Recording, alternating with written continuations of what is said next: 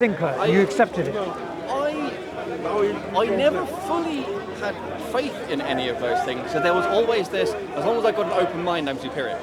As long as, so I don't have faith in anything. Like I would always, you would have these, it's funny because I could never see the hypocrisy or the change in my position, but in some points of debate or discussions, I would be like, we know this is true, look at all the evidence. Categorical. Blah, blah, blah. And then, when cornered, it'd be like, maybe not. And for me, I just did not see the hypocrisy in that. And were you evangelizing atheism, would you say? Oh, very much. This was part of the, I was in, when I was in school, I'd always be taking on, particularly Christians, mostly surrounded by Christians. I went to a church to begin school before I went to a secular school. I also had some Jewish friends and talked to them about this stuff as well. But I was vehemently anti-religious. Anyone who was, religious, I wanted to sort of save them, or at least get them out of the face of other people and stop them spreading the disease of this stuff. And at that time, if I said to you, you're going to be in Speaker's Corner 20 years from now talking about God, you'd say...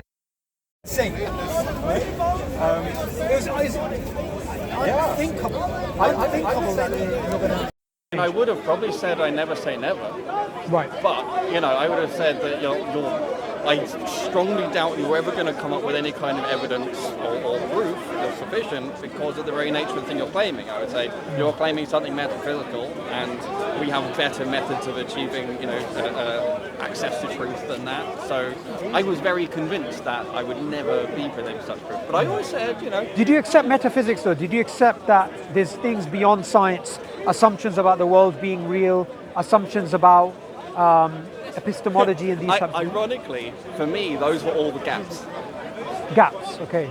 Yeah, so the whole God of the gaps thing, that's projection.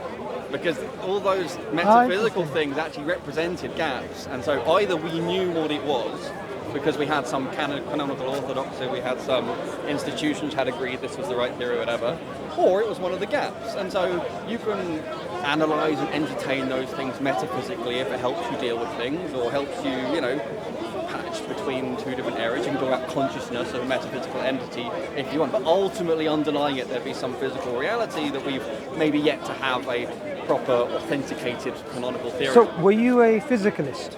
Yes, pretty much, yeah. Okay. And did you believe that physicalism was a proposition or a conclusion? Did you believe that, okay, this is my faith, I'm a physicalist, it's a proposition which I cannot prove, or it is just simply true? Oh, for me, it was a combination of brute fact and something which had been proven. A brute fact and? For me, it was a brute fact, but also something that could be proved.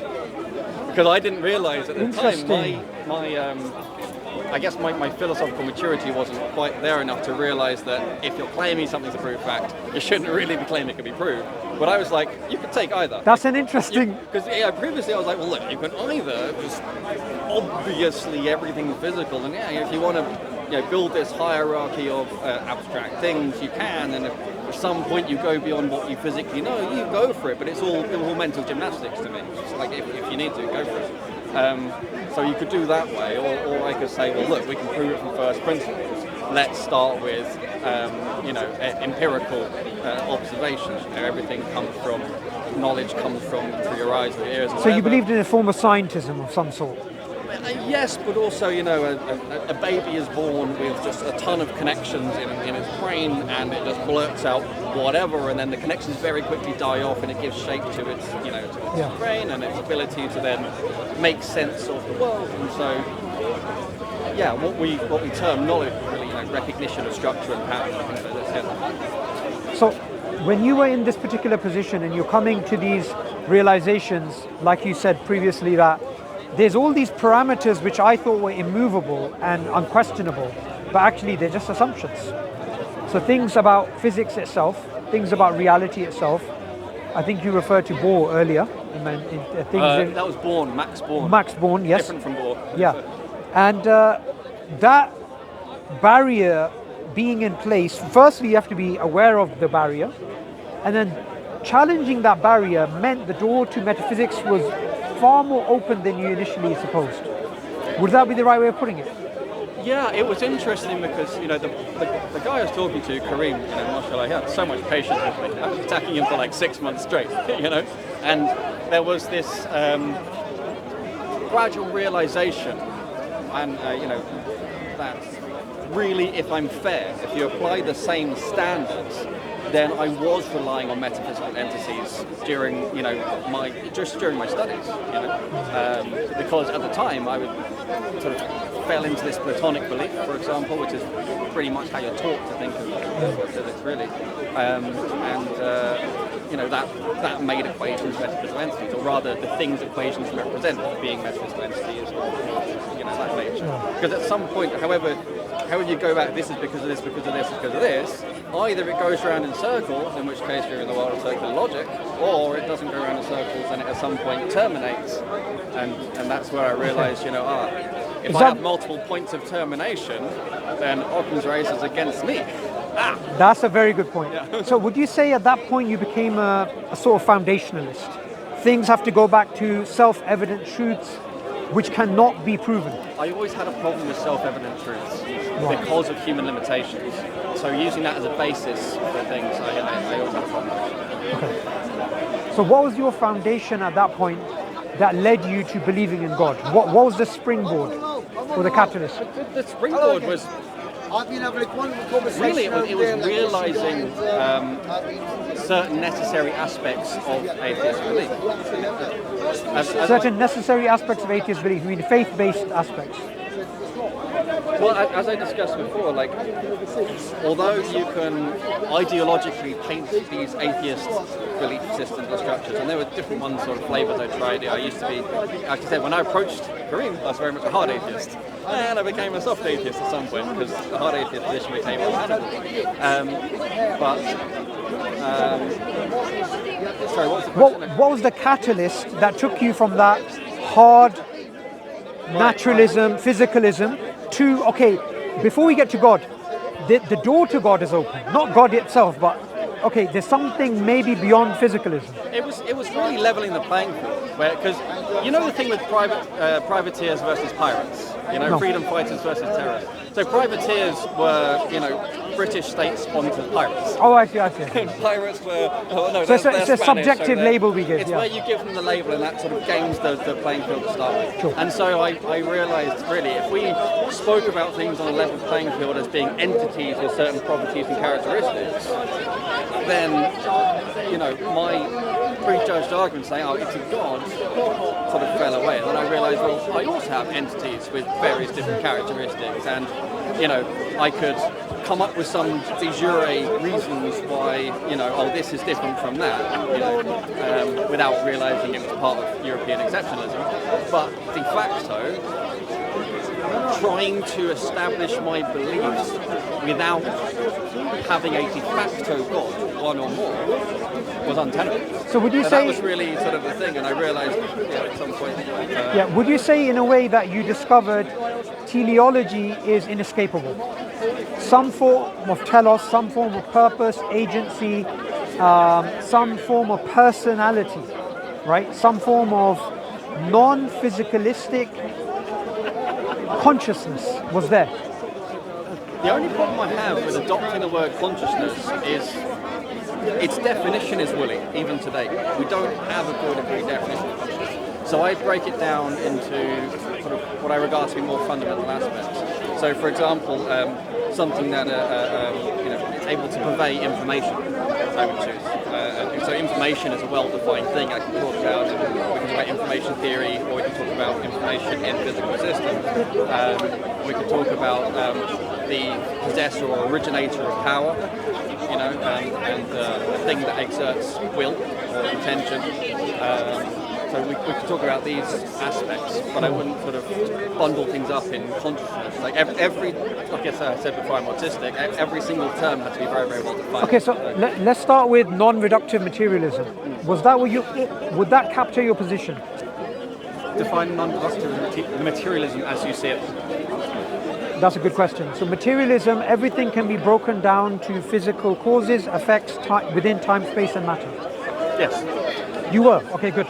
I was previously, yeah. Okay, so that position changing over to a new position. What was the new position?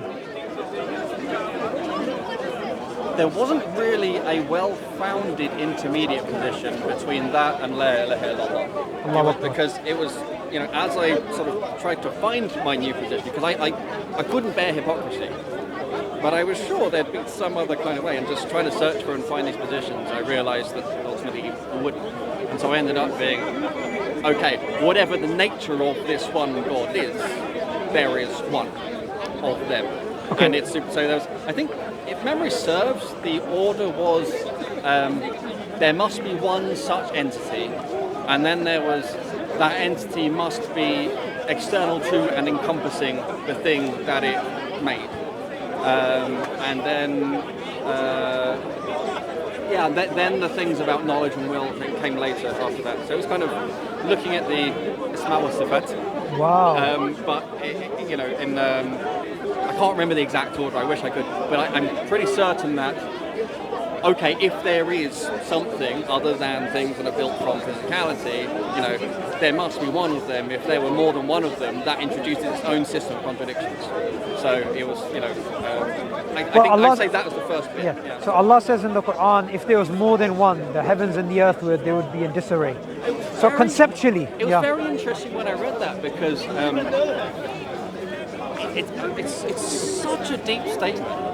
And I have seen many videos where people sort of talk about this, and people go, yeah, I guess, like they would have a passive interest and whatever. But no, it's way more fundamental than that. I mean, you end up with axiomatic systems, effectively, that are incongruent with one another, and therefore you end up with this kind of. You would end up with a beyond chaotic system. It would be a system that's would never be able to cohere. Settle, would never be able to cohere, but also would never really be able to come into what we could define as a cogent, consistent existence. Yeah. Because this is one of the things that was a very interesting realization as well, is that reality is all connected, it's all consistently connected. And it's funny how, like, when you learn about quantum theory, maybe a bit in A levels, you think, okay, there's you've got your protons and neutrons in the middle, and you've got electrons on the outside, and free space in between. 99% free space in an atom. And you learn that there's gravity, two separate masses, like void between them.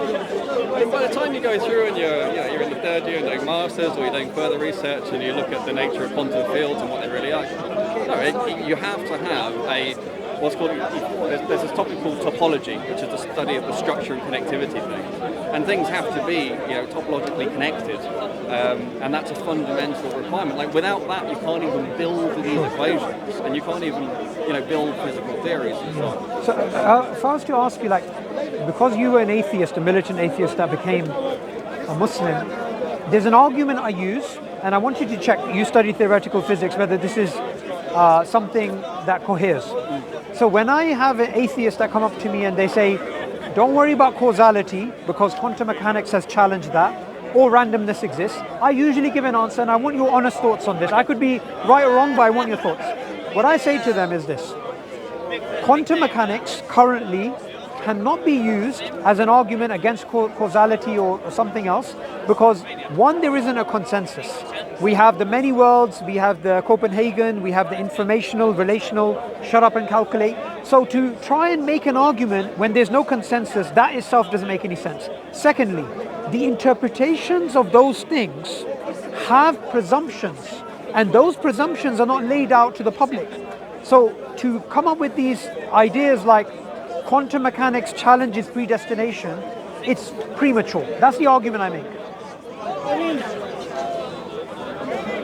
it is premature usually. I think one thing you've got to note is that quantum mechanics, as properly defined, is only defined mathematically. It only has a mathematical definition, which is a correct representation of it. As soon as you start using cultural language, it's a misrepresentation. It's like interesting. If you take the names and attributes of Allah subhanahu wa ta'ala and you just translate them into the nearest English alternative, you don't get a correct representation. And this is why we see people straw manning it all the time, right? And so it's a similar thing. You'll find these people who are saying, quantum mechanics challenges causality. I bet most of them will just have read popular science articles, or they've watched some video or whatever and found it interesting. And they sort of pounced on this as being something. So to go back to what you're saying, like all these different interpretations of quantum mechanics basically don't make any difference to functional use of quantum mechanics, which is really an engineering tool. Could I put it in other words? Yeah. What you're saying is, because quantum mechanics is only put in mathematical language, when you use another term and try and import that, you're going to lose what the data or the argument is. So for example, causality... You lose what has actually been validated. So what has been validated is the mathematical model, not the interpretations. Good. Right. This is very, very important. Good. And yet people take the interpretations as being somehow validated, or at least plausible, because they are in some way consistent with mathematics. But here's the trick. They're not. We're still looking for a interpretation that is consistent with the mathematics. There's always a problem. And that's sort of where we are. That's why we're in this position of the big mystery. And would you say, sometimes we're told science makes a lot of progress, but it seems in this domain of quantum mechanics, there hasn't been much progress in 100 years. This is very interesting because there is a big difference between what's spoken about inside and outside of the institutions. And Sabina Hossenfelder is one of those physicists who's sort of breaking those silos a bit. But I look at, for example, Sean Carroll. There's so many times when I've seen his public lectures and he says, we know this, we know that, and yet then he's got funding to work on papers to look at the very thing that's unknown that he says we know. Because, so there is a lot of, I don't think it's intentional dishonesty. There's this kind of system of saying, oh well, when we're preaching to the masses, we're allowed to dumb down, simplify, whatever. It doesn't matter how wrong it is, as long as they feel they've got something. Yeah. So what do you think about Sabine? What do you think about her claims that she makes about big science, misrepresentation, funding? She's made some very surprising claims, let's just put it that way. I think she's very honest, and a lot of the claims that she said, they match up with what I suspected or have seen or have heard anyway, and I don't think they're that crazy. It's a lot more honest perspective of how science works. It's, at the end of the day, physics and the other sciences, really, they are sociological phenomena. And that was a bitter pill to swallow, because I used to, without realising, I put my faith in it. Now, that doesn't make it fundamentally right or wrong, but you've got to realise that throughout the development of physical theories, we take from Newton onwards, or you take from pre-Newton, it's always been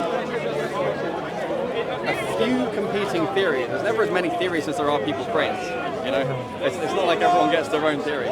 There's this flocking that goes on, and then there becomes like a duel between them, and then there's the winner. Like in thermodynamics, there was caloric theory versus the other nature of temperature and what it meant, and so on. So there's the battle, and then one wins. And then there was quaternions versus Cartesian, and that was related to the constructive versus formalist wars I was talking about, and one of them wins.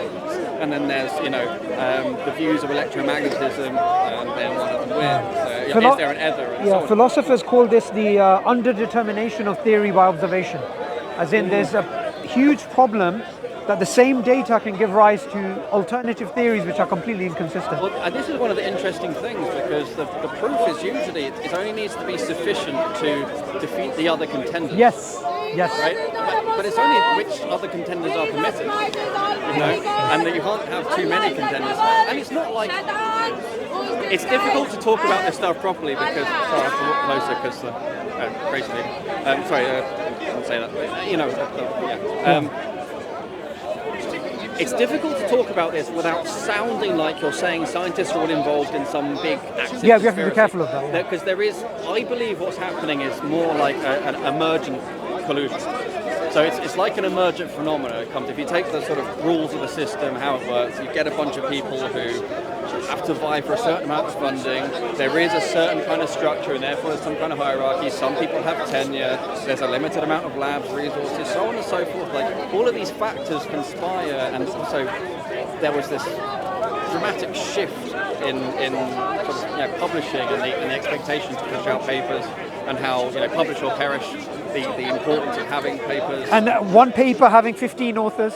Well, yeah, this too. But the other one is an interesting shift where, people accept this idea of, to be scientific it has to be falsifiable. It's like, yes, that's true, but it also, that doesn't take away the requirement of verifiability. You need both. So then you had a whole bunch of people associated with CERN, for example, that are just throwing out some theory, saying, it's still get falsified, that's still valid science. And it's like, but it was never going to work. The maths never worked. You never even showed. I think a lot of people appear to start using experiments as an alternative to doing the maths, because the maths got too hard. Right? There's this a lot of people don't realise you've got to look at the timing of things, right? You had Richard Feynman, who was credited with the path integral formulation of quantum mechanics, and this at the time was insane, because you have what's called a divergent infinite series, and you're summing it up. Now, if anybody other than Feynman had suggested that, they would have been laughed out of academia. If a student had suggested it, they'd be laughed out of the classroom, and told to go study, because summing a convergent series is like, it's just demonstrating you don't understand the basics. But he gets to just say it, people just flock and find a way to make it work. This is kind of fascinating, but in the course of doing that, they then use various different bits of data where they say, okay, I can find these statistical correlations and connections and so on and so forth. I can make these fit. In the beginning, his maths wasn't very reproducible. He originally developed, calculated the structure constant and then recalculated it and make it fit and so on. And I would say also that there's a lot of name dropping used. Mm-hmm. I mean, the argument from authority is not invalid. Like, sometimes you can say, for example, I'll refer to Michael Ruth and I'll say Michael Ruth said this, right? But in the case where the arguments from authority, but the argument from the authority, the people don't even understand. It's interesting. So I take the position, I used to take a very hard position, the argument from authority is fundamentally wrong. Yeah.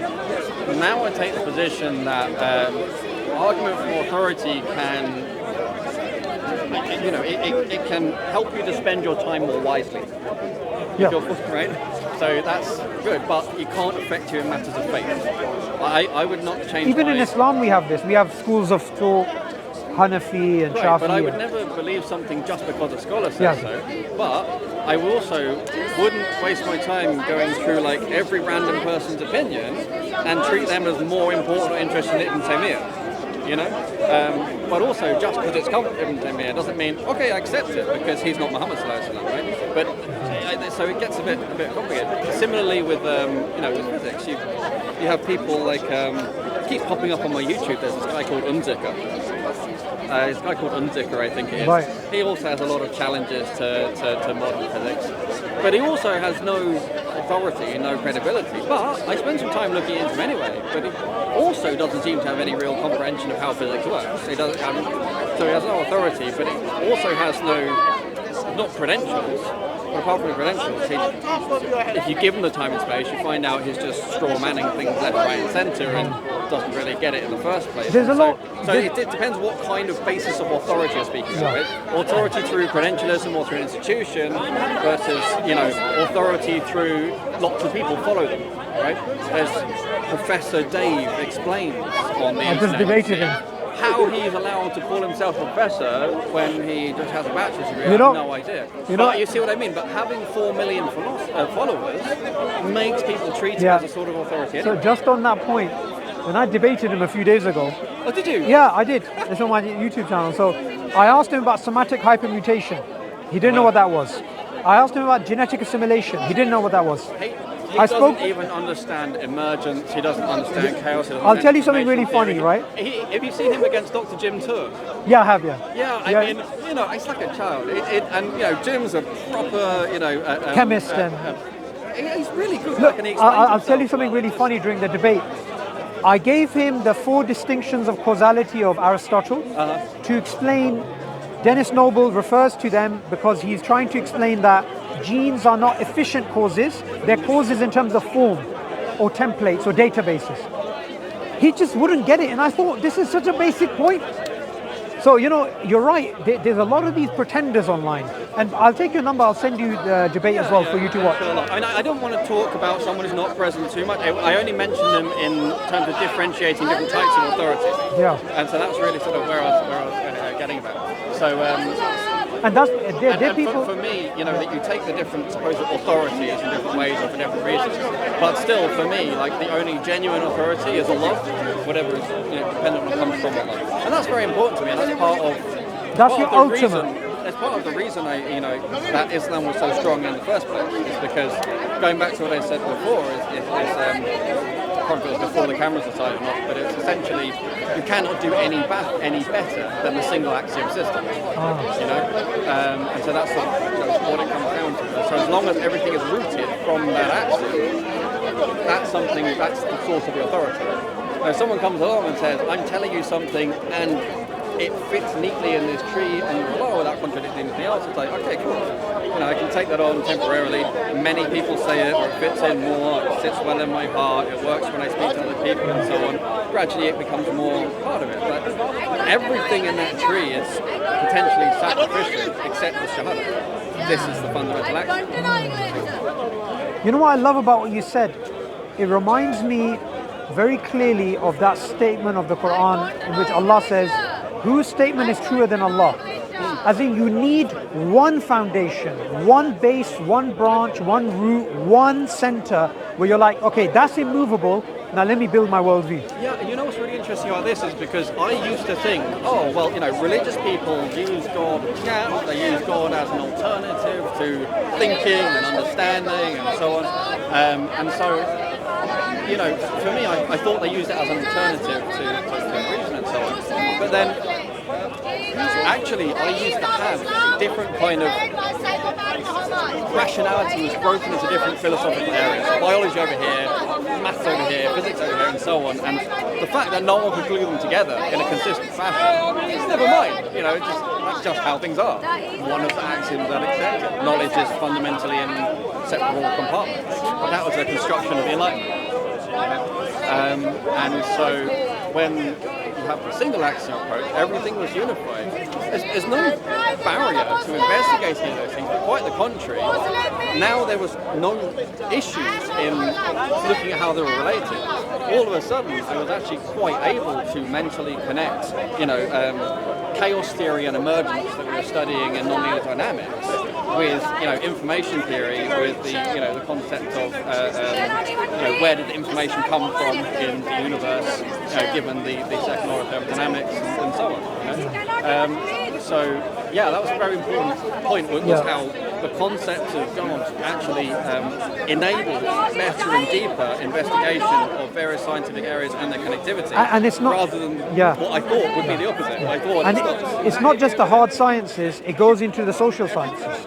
It goes into human nature, human behavior, ethics, morals. One of the things that atheists say is theists are using God of the gaps. So they're using gaps, and they're using gaps to try and show there must be a God, right? When we say God is not an explanation of the gaps, God is the explanation of reality itself. What's interesting is I've looked for this God of the gaps argument. The God of the gaps argument is in almost every case. Sorry, say that again? The God of the gaps argument is in almost every case projected from someone else onto believers. It's not actually a position most believers hold themselves. Very few, even Christians, very few people say, "Oh well, there's all these gaps in knowledge, so I'm going to plug them with God." But no one says that in reality. That's not, and even if they say that, they've been taught to say that, and it's not actually how they came to faith. But it's very important, and was very important to the Enlightenment story, to insist that people only believe in God because of the gaps. But the irony is that they were busy building their own new religion, and they were building it modeled on ancient Greek, speak the gaps. Would you say that new atheism? Sorry, would you mind having a discussion? We're trying to have a civil discussion. I got him. Thank you. So, would you say that new atheism became like a religion replacement for a lot of people? The way that they had these... It was a secret religion. The way I would say it is you have from the French Revolution, right? You have this very important push against the amount of influence Catholicism had and so on. And there was branching out of all these different kind of Christianities, and then they went to try and okay, we need to have this separation between church and state. But what they did was create this new church, which is so fused with the state that they became one entity. But all they did was deny that it's a church, in the same way as they denied they had lots of gods. Remember I said before, if you have, Kronos and Fortuna. Kronos was Roman god of time, and Greeks had a similar one, of Kronos of time and Fortuna of chance. If you take away the personification, it doesn't take away its essence as a deity. And so they're re-importing deities. They're having deities that are taught by institutions.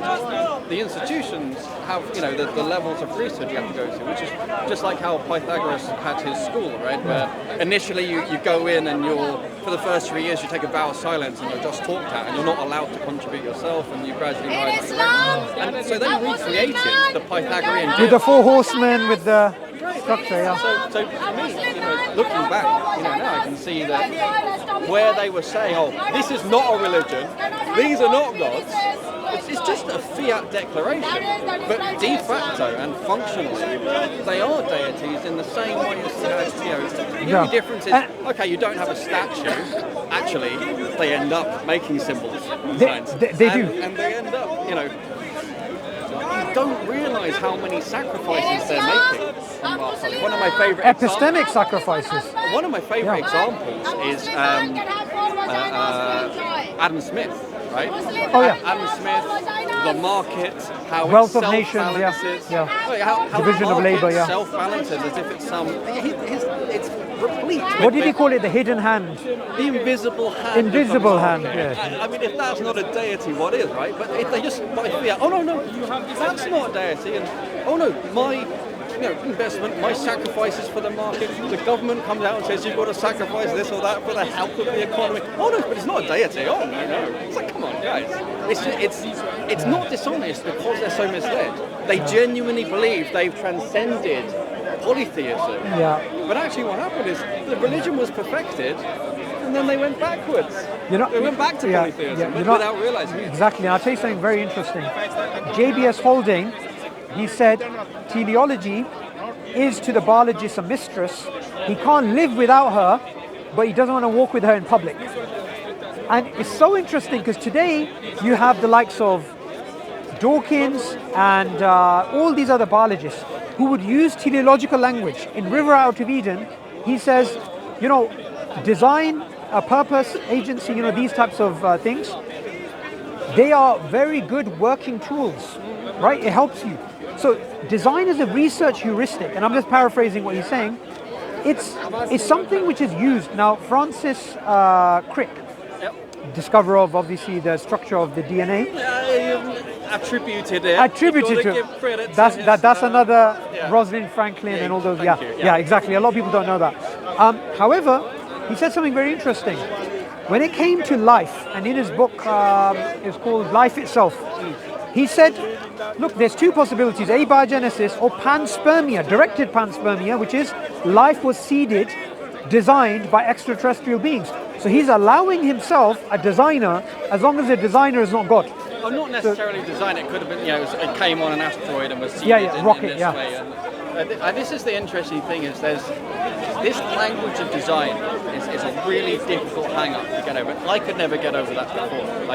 I think it's a very, very hard barrier to cross, because remember, when you're not a monotheist, all of these, if you don't believe in God, none of this is going to make sense, and so you'll never really understand what they're saying by designer. And so, because in their head, in my head, it was always, you're thinking about some architect sitting there drawing up plans, and then, poof, they get made into a thing and so on, and it's like, obviously that's projection from how you think. If you think of any more than that, it doesn't make sense. And so, if you are a monotheist, then the language of design makes perfect sense. If you are not a monotheist, let's leave aside the fact that you're going to end up being polytheist. If you think you're an atheist, it's still useful to use the language of design, right? And now what's interesting is that progresses for a few hundred years, and it's like boiling a frog. I don't realise they've gone so far that they can't actually take out all that language anymore. Yeah. It's gone too far, and if they were to go back and try, there's no starting point that doesn't have agency, that you try and shift the goalpost over here or over there, but ultimately, I think the illusion only still runs because people have accepted knowledge being a priori separated in different categories, and they have their different specialists with their different specialised languages, and that's what sort of keeps the smoke and mirrors in place. But so while I believe that Allah obviously designed things with a purpose, of course, I think that makes perfect sense. I understand very well the position where you say, well, okay, order can emerge from chaos. We've seen this. We can show it in a lab. We do experiments on it. But it's not quite genuine. It's not quite true because it's not pure chaos. There is chaos theory really talks about nonlinear dynamics and the ability to predict things with our current mathematical tools, which are mostly based on linear systems. So I'd also push it back a bit further to what we were saying earlier. When they say we started off with the two gods that they have, which is time and randomness. Just two of many. Yeah, two of many, right? That's my favourite obvious example. If ontological randomness does not exist, and it's only epistemic randomness that we're talking about, even this argument that chaos can generate order makes no sense anymore. Because everything's determined. Yes, it does, correct. So often... You will struggle to find many people that will accept that so easily. It's a very delicate... I had to stop and think for a moment through the stuff.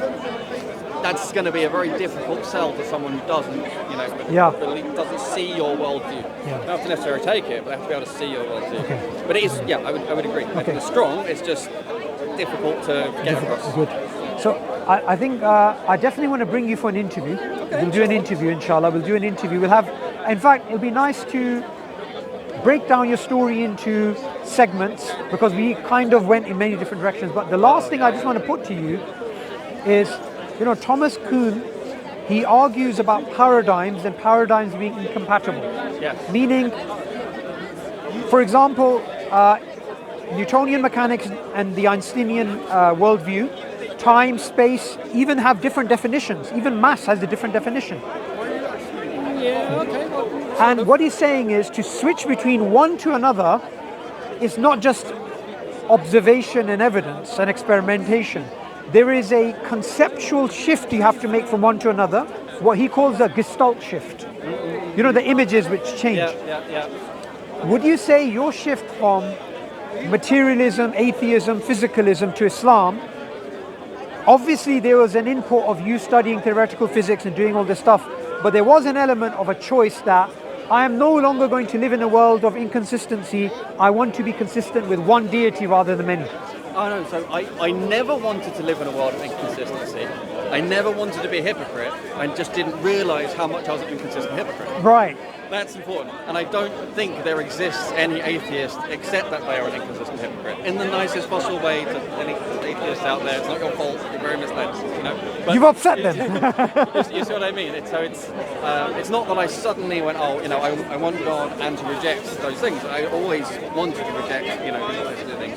So if you take your example of Newtonian mechanics and, Einsteinian general relativity, Poincaré's relativity, I could say, that's another story, it's not really right to say Newton's wrong anymore. It's correct within its domain of validity. And the concept of domain of validity is really, really important to understand. So, insofar as you're working in the Gestalt, or the Newtonian framework, then it works. If you then are considering some system which is outside of that framework, or which extends beyond the bounds of validity of that framework, then you need another framework. And then, general relativity itself starts to break down at certain points and you move out of that framework. Would you say... So when I shifted, I would say, into monotheism, it's not that quantum theory became any more right and wrong, my understanding of its domain of validity shifted slightly, because for me it was no longer a foundational basis on which I could make arguments about the nature and existence of things. So its ontological status changed, but its nature, the mathematics of it, and the evidences for it didn't change at all. You know? Yeah. Or another way of putting it is levels of abstraction. So when it comes to the big level, general relativity, Newtonian mechanics works.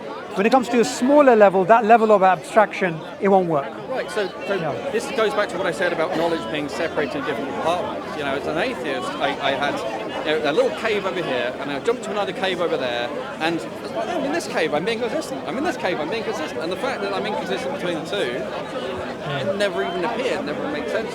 It's almost because my brain wasn't even able to think at a high enough level of abstraction to really connect those things. And it was only really when I had, this top-down monotheism that I was then able to see them more and more. Yeah, that's the point. And Top-down, all the other abstraction layers then fit somewhere between, Allah and everything else. Whereas previously, all the different abstraction layers are their own separate parcels, and you specialize, and you put a lot of faith in other specialists. Even, when you're studying quantum mechanics, let's say, you have to understand complex analysis. You just can't do it without complex analysis.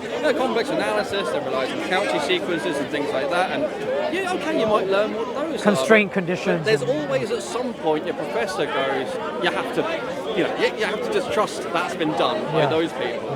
And I spent 15 years or more since I graduated buying up books from 1750 up to the present day, following all those rabbit holes because I'm an autistic geek on this stuff. And it is really, really fascinating to see that the amount of faith that is actually required and that is baked in, but in a very sort of hidden way. Absolutely. But I love what you said, that top-down theology, or we could say the epistemic doors being wide open because of La ilaha illallah. It makes everything make sense. It was honestly, this was probably the most incredible thing, was as soon as this concept of what a deity actually was clicked, right? As soon as I realized I can screw a Manning deity this whole time, and if I take the actual concept that it is, then I'm a polytheist and a hypocrite. Okay, let's talk about this more seriously. There must be some way to sort this out, and so on and so forth. Ended up with the sort of logical acceptance that La ilaha illallah, to which I was very frustrated at the time. You can do, I think we're just finishing. But, He deserves a coffee after this, so we're going to go.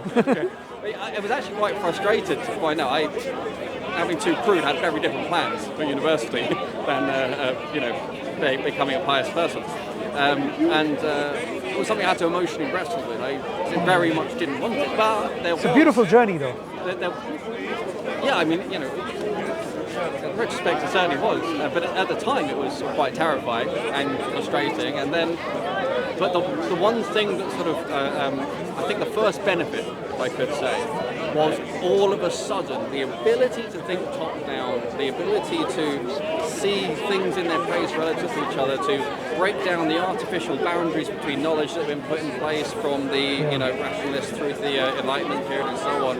Like all of that baggage blowing away, I didn't lose any of the maths. Quite opposite. I now saw how it connected together more. I could better understand the relationship between constructivism and formalism. I could better understand, how and why Maxwell really was doing what he was doing, and the way he had beautiful synthesis of thermodynamics with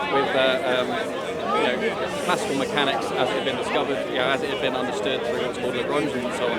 And it was absolutely a stunning thesis, which previously I didn't really understand the depth of it. But looking back, when I had this top-down structure, then I could really see the depth. But one of the things really interesting is three of the real main characters that actually gave us the foundations upon which modern physics was built was Maxwell, Hamilton, and Peter Guthrie Tait. These three absolute giants, and they were all dedicated believers in God. Interesting. I didn't know that. And they worked like three amigos, and Tate was also a theologian. And between them, they basically had the whole rest of the world of physics and mathematics, against them. And they really established, Hamilton established the idea of non-commutative algebra and all this sort of stuff. And basically, most of the ideas from Hamilton's thesis on quaternions got lifted and taken by the likes of Sophus Lie and so on to build this, really the German school under Hilbert. And it was mostly stolen valor, the way the whole thing is. It's all fascinating. I'm not going to go up too much into the weeds, unfortunately, but basically it was Hamilton and also Hamilton's principle, Hamiltonian mechanics. Is fundamental to how we construct quantum mechanics now, particularly field theory, and Maxwell really established field theories writ large. And that's a whole other sort of detailed story. See, that's a part of history we don't know. Really, the reason we don't learn them is to go back to what I said before about flocking and things like this. Like, geopolitics has had such an important role in how physics develops, but it's not taught. I mean, the fact that the Germans regarded themselves as the men of electricity, they were like, the guys. And so for Maxwell to have come out with this totally, well, no, we can't have that. And so there was always, as long as they could then squish things into their framework, it would be, okay. You have. I think it's probably too much detail to go into. Maybe we could go into an hour. No, but we should definitely. But I think one way of definitely putting it is the Quranic verse that whoever Allah gives light, they walk in Allah's light. I'm paraphrasing. When you have the light of theology, everything makes sense, from quantum mechanics to society. I think this was the key thing I wanted to get across, if nothing else, was that I previously thought it was a barrier to or alternative to rational inquiry and discourse. When it's the fountain. Exactly the opposite. Let's go before... It enabled it in an incredible way. That's true. Let's go get some coffee, and before we get disrupted again. Do you know take these off? Where's the guy gone? All the time. Sorry, is this somebody's... Yeah. That one underneath. You know who's up here? Ahmad had 13 vaginas to enjoy rest of his life. His first vagina and the youngest vagina was Aisha. You're supposed to be Christian.